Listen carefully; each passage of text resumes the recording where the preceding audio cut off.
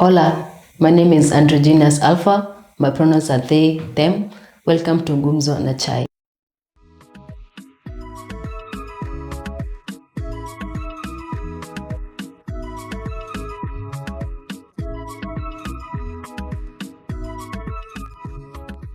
Hello everyone, welcome to Gumzo na Chai. It's your host Annex Onyango, and I am joined by a lovely individual whom I'd also love to introduce themselves, tell us what they do and how they're feeling today. Karibu sana.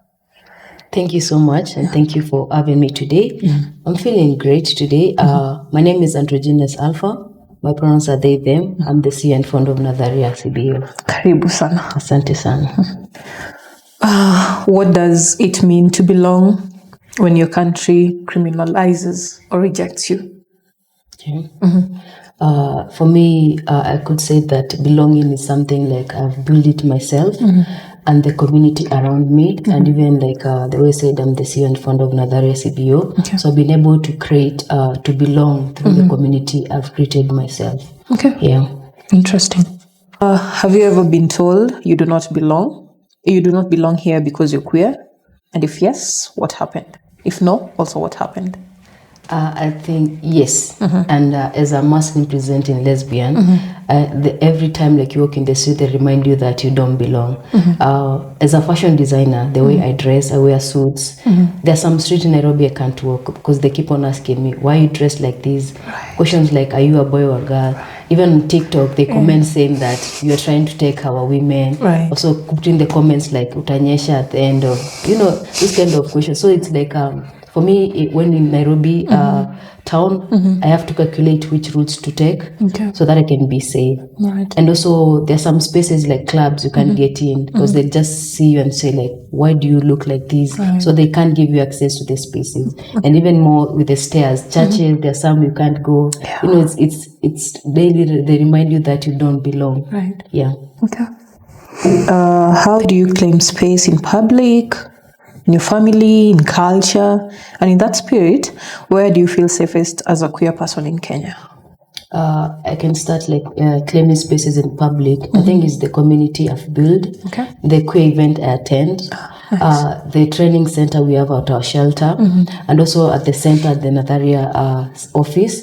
And with the family, I think how we claim spaces is they need us to actually like make it in life, like have like your own money Right. so that you can have a voice in the family. Right. But also it's also like for me, what I do is I actually use sports as a way of claiming space. So in the family meeting, I say that I dress like this because they have seen me grow playing football. Right. So for me, through football, I'm able to claim spaces in my family and in churches and in my village because they know I play football like professionally. Okay. Yeah. All right.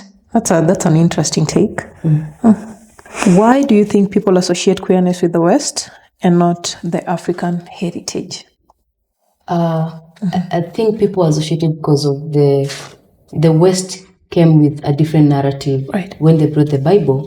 And when you look at the cultural of each clan, like Right. for example, Amakamba, Right. when you look at our clan, is that women were allowed to marry other women. Right. Even if it was to have children, this shows that there was a diverse, like the family union between a woman and a woman, showing that it's different from the colonial, like extended family narrative they have. So when people say that queerness is it's an African, I'm always like, have you ever like gone back to your roots and actually understand your clan? Like these things existed even before they brought the Bible, before they brought that homosexual is a sin. So these things existed before even the colonial came in. Yeah. Do you think we can ever be safe in Kenya? And if yes, what would that take? If no, also what would that take? I think I can say yes, and I can base it with what like the Kenya did in Geneva. Right. It was last month when Kenya voted yes to the renewal of SOGI. Yes. I think it's a bold move where like the president like actually respect human rights. Right. And I think the problem is this has to reflect back in the country where the laws which actually criminalize us actually like it can actually change them. Right. But I think it's going to take a longer time. But I think there's hope that we are going to be safe. If like I can walk in Westland, no one questioning my sexuality.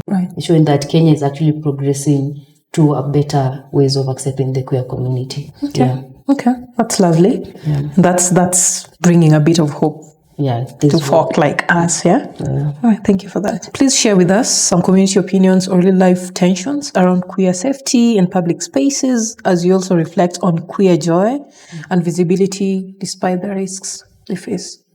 I think the tension is around, as you're aware, there was the protest. Right. And when now the government was blaming it that the LGBTQ was funding the protest. So every time there's a mention about the queer community, there's always a tension where there's a lot of people getting evicted, landlords also chasing people from their apartments. Right. And with that, you find some areas in the slums, there's a lot of people getting attacked. Because it's it gives the Kenyans a way to actually it's a way of signal, go attack this person. And also as you're aware, there's a lot of content creators and influencers who are actually gay and they're out there. So with that, there's a lot of narrative people saying that these gay people are being loud. So for them, it's they want us to not to be loud, but to be silent. You can exist, but you don't be loud. But have you ever seen any gay person who is not loud? So there's that tension. It always depends if there's conversation around LGBTQ. If there is, right now, there's this petition because Kenya voted yes on Rino Soji. So there's now tension that they think that now Kenya accept the LGBTQI. So you understand, it's always there's a phase and also a cycle of anything mentioned around LGBTQI. Okay. So what's your most controversial take that would get you cancelled instantly? No thoughts around it. All men are gay. And because scientifically their G-spot is on their ass. Okay. So God knew when I put it there. So for me, it's all men are gay. They should try it once in their lifetime. Okay. Yeah. Okay. Let's hold it to that then. Thank you for that. What does home mean to you today? Home means where I'm seen. I don't have to explain and say my pronouns are they, them. I don't have to say that this is how I dress. I don't have to say this is how I walk. That's for me, it's home. Okay. Yeah. Thank you for that. Thank you. Oh.